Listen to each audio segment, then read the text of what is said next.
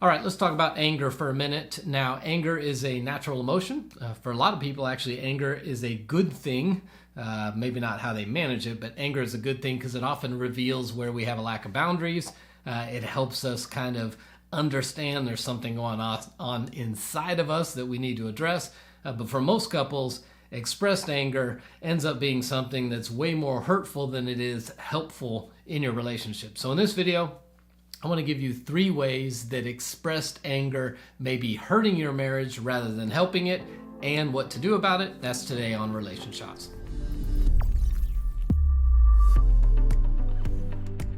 Hey, welcome to RelationShots. If this is your first time hanging out with us, don't forget to download your free guide to intimacy. You'll see a link in the description area below, as well as a lot of other resources.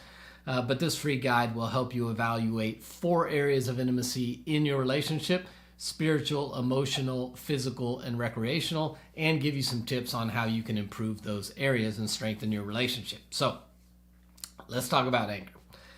For a lot of couples, anger is something that is destructive for the relationship. And when I say anger, I mean expressed anger in an unhealthy way, because anger itself as a feeling can be something that gives us guide maps or at least some insight into some stuff that's going on that we need to deal with. But for a lot of couples, it just ends up causing a lot of damage. So let me give you just 3 quick ways that anger may be hurting your marriage so you can address them and do something different. Number 1 is it is damaging areas completely unrelated to the issue at hand, right? And this is, you've probably been here before. Somebody brings up an issue, it turns into a conflict, and things start to escalate. And at that point, when somebody gets angry and doesn't bow out of the conversation or take a break and come back when they're no longer flooded, they begin to say all kinds of stuff that can be damaging, that can be hurting, that can be critical. They're bringing up stuff from the past. They're bringing up stuff that's unrelated to this. They're making threats or accusations or all kinds of stuff. And when somebody gets flooded, the front part of the brain goes on vacation, and they start reacting in ways that is unhealthy, and you end up damaging your relationship in all kinds of areas that are completely unrelated to the issue that it started with. We've got to keep our cool. If we keep our cool, then we can stay on the issue at hand, which then means we may actually be able to bring some resolve to the issue and not have to keep dealing with the issue over and over and over again. But if you don't manage your anger, what happens is you not only don't resolve the issue that was brought up, which means you're going to bring it up again another time and another time and another time until you figure out how to resolve it.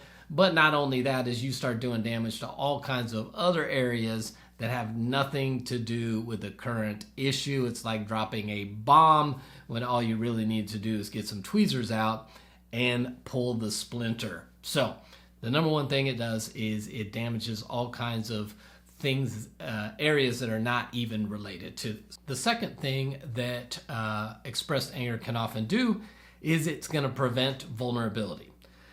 Now, in a relationship, vulnerability is a necessity if you want actual intimacy in a relationship. And I'm not just talking about sex, I'm talking about closeness, openness, feeling safe around each other. And if one of you has expressed anger that is not handled well, all it's going to do is it's going to teach the other person this is not a safe place. And if this is not a safe place, we're going to stop being vulnerable. And when you stop being vulnerable, you no longer have intimacy. So if you don't figure out how to get your anger under control, it would be crazy for you to ever expect that your spouse is going to want to be vulnerable with you, which means you're never going to have intimacy. So we've got to figure out how to create a safe space.